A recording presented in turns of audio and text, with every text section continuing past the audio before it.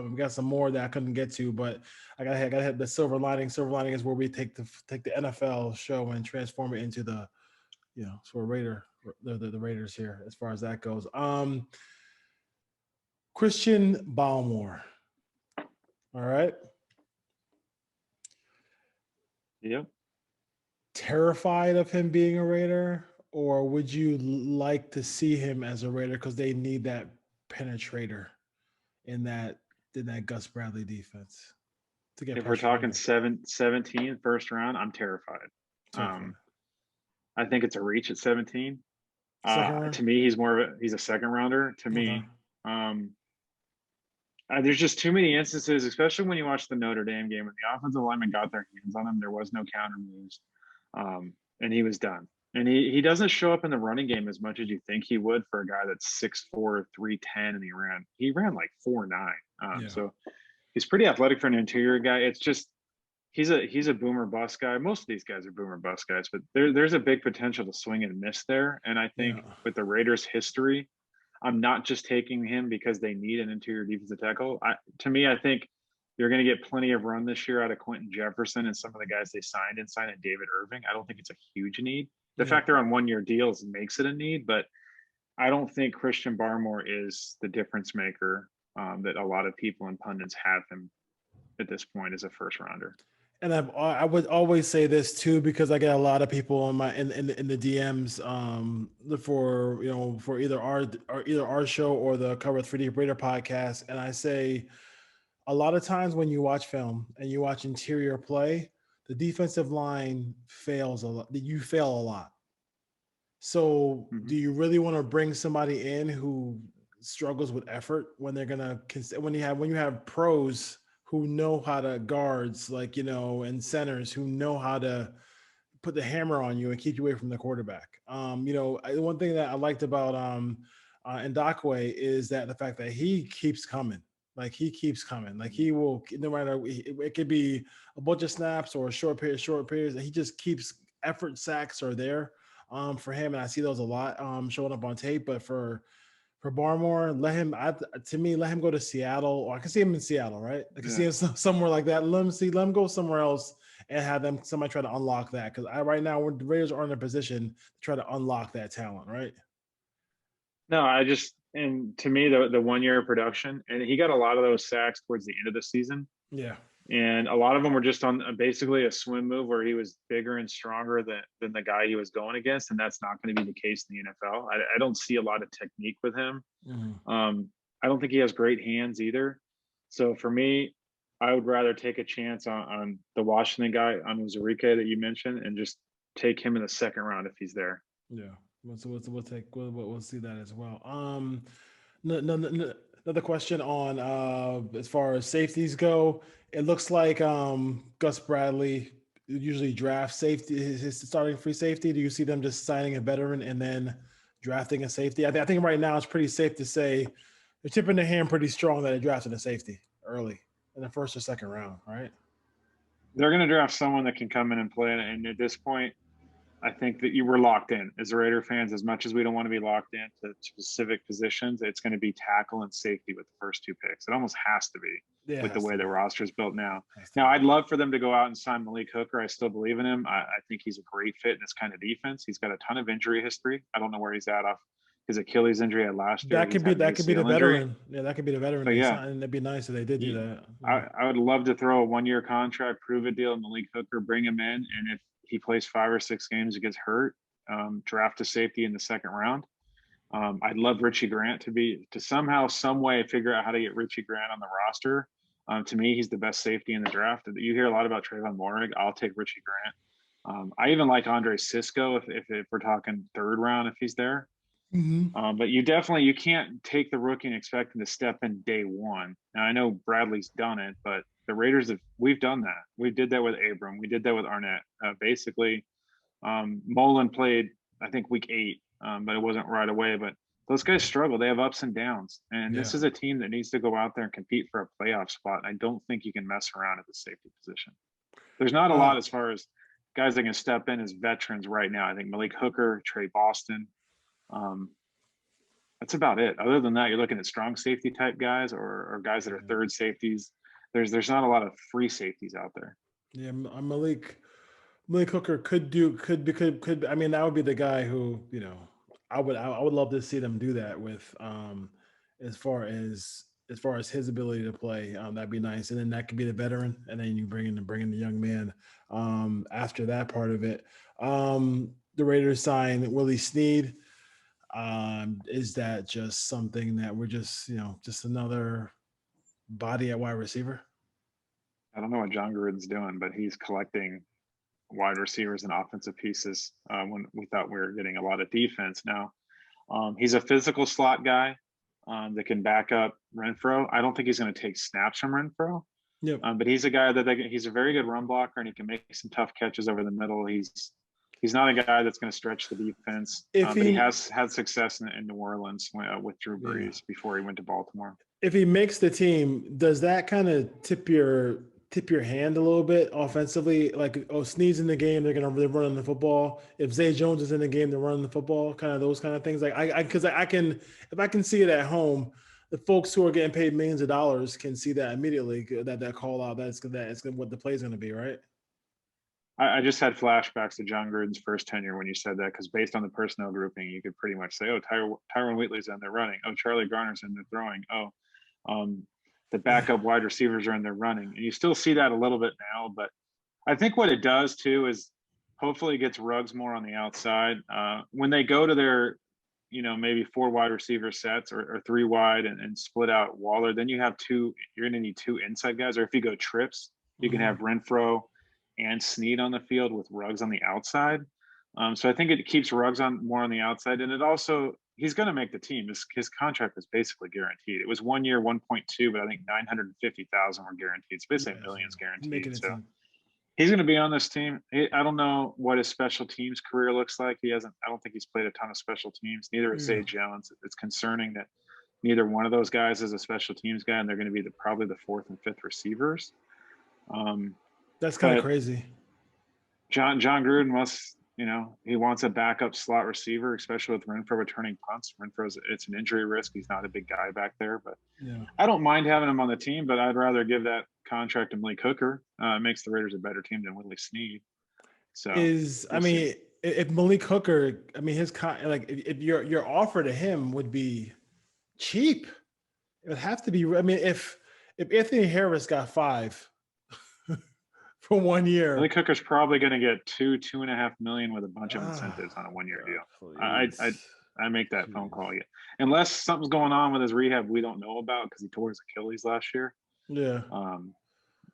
We'll see, but someone's going to get a really good player because when he's healthy, he's an elite free safety. Great question. So the Raiders have 8 picks, right, in this draft? They have 8. I believe so. Okay. Are they 7 or 8? 7 or 8. Are they making all 8? Are they going to try to no? So if they make a trade, what do you feel like they're? I mean, they're trading for an established player if they can, right? I think they're using the picks to move around within the draft. So I think the 2 third-round picks, the one they got in the Hudson deal, I think that can be used to move up in the second round if there's a guy they're targeting. Yeah. Or you package both those 3s and you get another 2, so you have a 1 and 2 2s.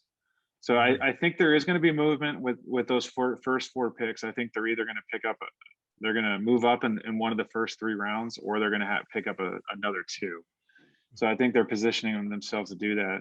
They have to fix the right tackle and the free safety, and that's before we even start about depth on the interior offensive line or adding another running back, which they probably won't do because they brought in Kenyon Drake. But you never know. John Gruden loves running backs. He needs.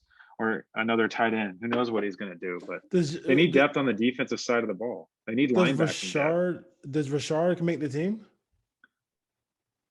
I don't think so. No, because I think listen, the pass pro, like when you watch the pass pro stuff from Theo Riddick, like he's not, I mean that's not a bad third run. That's not a bad third back. Like he's pretty good. He's decent. Like he could he could do some stuff. So. I'm not sure how you feel about that part of it, but I mean, like I they could draft the guy maybe, but I don't see how Rashard comes back. I don't see that. I don't. I mean, he's making $3.5 million to be the third. I mean, he's going to fight for his roster spot with Riddick, but Riddick gives you more in the passing as far as being able to spread out wide. He's fine running the football. He's decent in pass pro. Yeah. Um, Rashard really, I mean, I know he's been a kick returner, but he doesn't offer you when he bursts back there. He's not a home run threat Yeah. out of the backfield. He's good for, some angle routes and some option routes in the flat, but you can find that for a lot cheaper than $3.5 million. Yeah. Um. Yeah. Like I'm looking at I'm looking at just as they are right now. I don't see Parker. Parker cannot be the right tackle. I'm sorry. I And in my opinion, he shouldn't even be the swing tackle. They should go get one of those too. So he shouldn't be on the um, team. Period. if you keep him, to me, if you keep him, it's backup left tackle behind Colton Miller. He played okay over there. That's his natural position. Mm-hmm. To keep him as the fourth tackle, if you keep four, I'm okay with that. But I don't think he should be anywhere near the right tackle spot, first or second string. No, Lawson gets suspended for 2 games. That's Raider trait under Gruden. Um, do you can they put Arnett in the slot, or they gotta get a slot too? I think they need a slot, and Nevin Lawson can walk right off the team at this point. If you're asking me, I don't know why they brought him back, and now he has to sit 2 more games. Like, he's not good enough to hold a roster spot for 2 games to be back on this team. I think they should just go out and send another veteran corner. Um, there's good slots still out there. Brian Poole's still out there. Nicole Roby Coleman's still out there. They can I go get a guy love Nicole who Roby can play the Coleman. slot. I love Yeah, you Nicole. want I love turnovers? that. Go Yeah, get Coleman. yeah. Surprisingly, AJ Boye is still out there if they want to go get him. I know they brought him in early. Casey Hayward is still out there. There's plenty of corners to go out and get. There's no reason Nevin Lawson stays on this roster. And Arnett, to me, needs to stay on the outside. I don't think Yeah. that he could play this. I don't think he's physical enough to play this slot and be a force in the run game if he has to fill holes and gaps and stuff like that. He just needs to stay on the outside and play He coverage. Yeah, he has the speed to stay with some of these receivers, but the technique is all over the place. It's all over the place as far as that goes. So the streak is over from Darren McFadden to Colton Miller.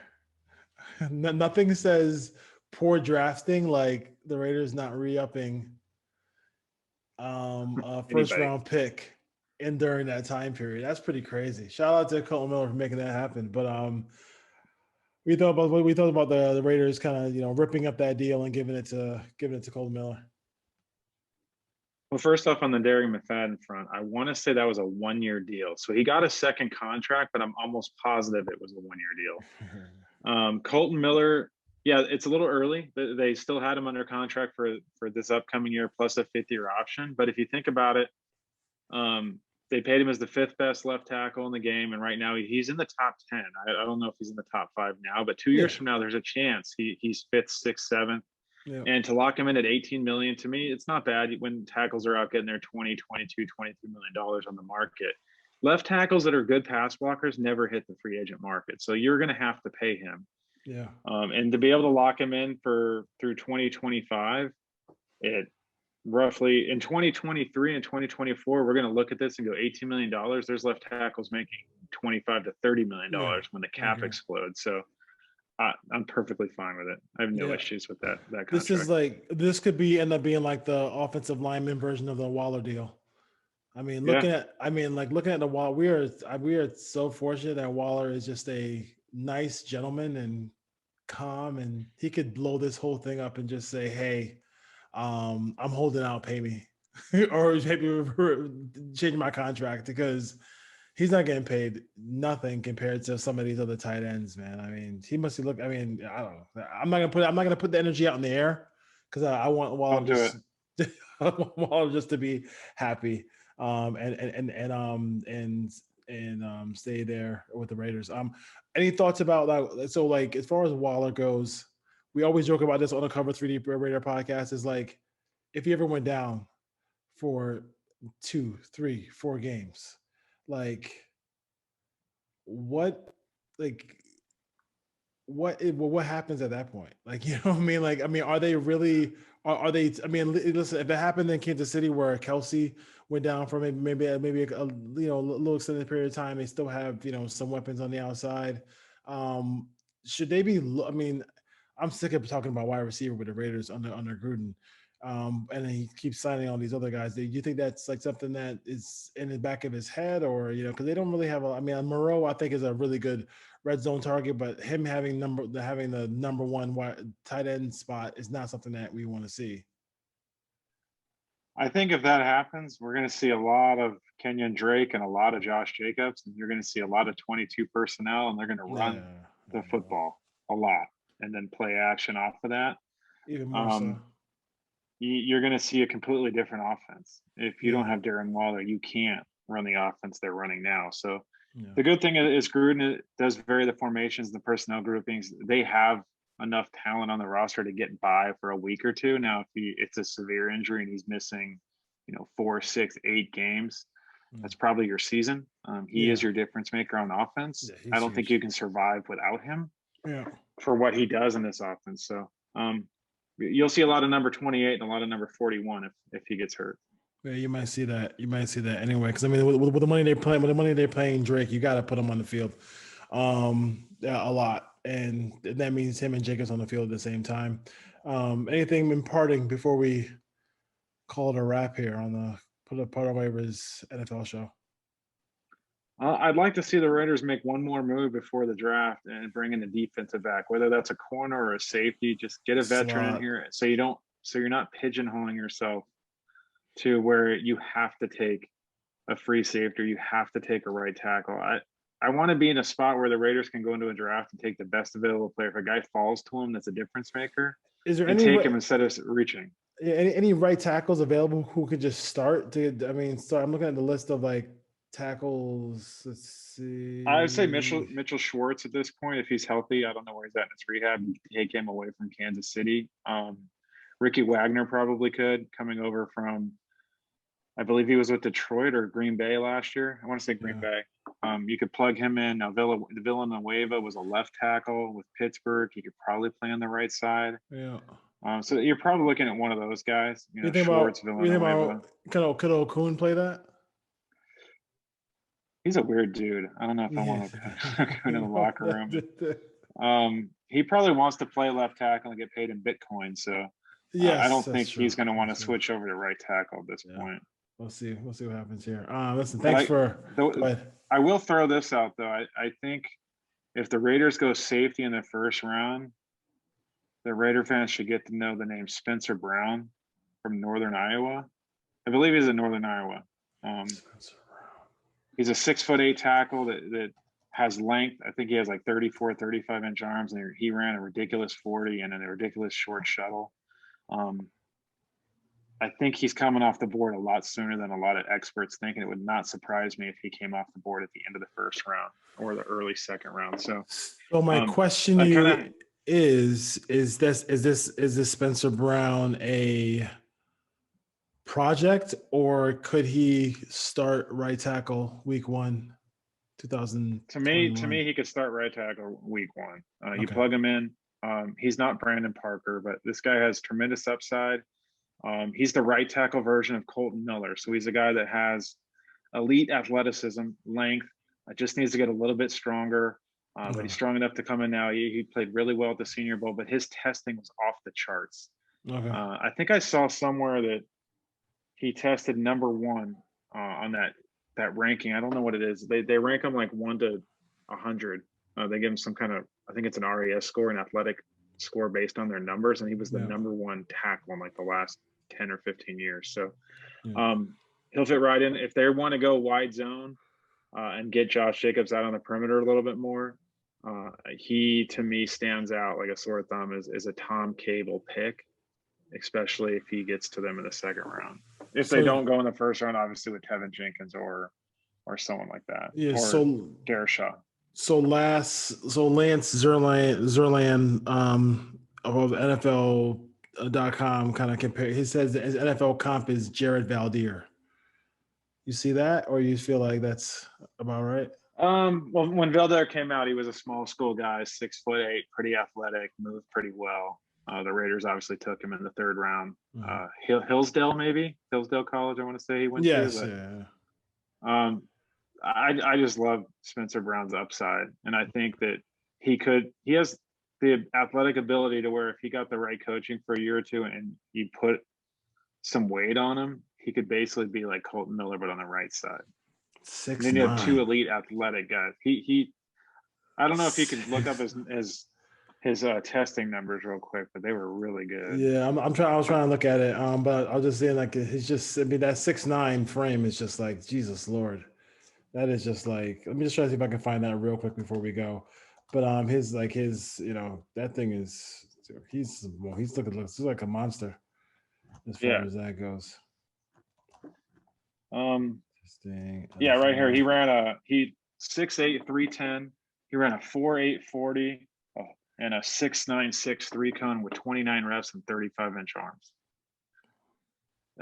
That's what they look like when you draw them up. Jeez. That's I can see that one. I can see that one. That's a good one. Yeah. That's good. That says Tom Cable. Right. Tom Cable. His jersey just says Tom Cable on it. All right. As far as that goes, not Northern Iowa. All right, Ryan. Thanks for joining us here on the Put On Waivers NFL show. Next week, let's roll with some linebackers next week. Raiders could use some depth at linebacker. With some linebackers and some safeties, and we'll see. I know Richie Grant is. I know Ryan has that Richie Grant jersey. Just waiting to wear it. You know, hopefully 27 comes through from UFC or UFC. Where do you go? Central Florida. UCF. UCF. So we'll see what happens there. So we'll look at linebackers, look at some safeties next week, and then anticipation for our first mock draft as far as that goes. We'll see what happens here. Listen, thank you for joining us, Ryan. Take care, man. All right, thank you.